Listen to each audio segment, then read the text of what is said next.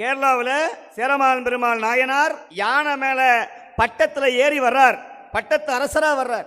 அன்னைக்கு தான் போய் பழைய துணியை துவைச்சி உடம்பெல்லாம் பழுப்பு ஏறி போய் உவர் மண்ணு திருநீரை பூசின மாதிரி ஒரு சலவை தொழிலாளி, ஏழை சலவை தொழிலாளி அப்படி வர்றார். எல்லாரும் ஒதுங்கி போன்னு சொன்னாங்க. யார?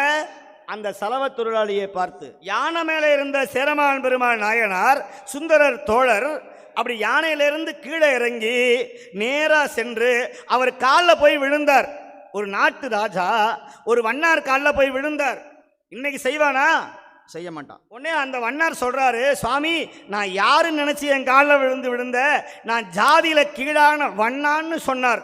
இவர் சொல்றார், அப்பா தப்பு கிடையாது, நீ வண்ணான்னு சொன்னா நான் சேரன் அப்படின்னு சொன்னார்.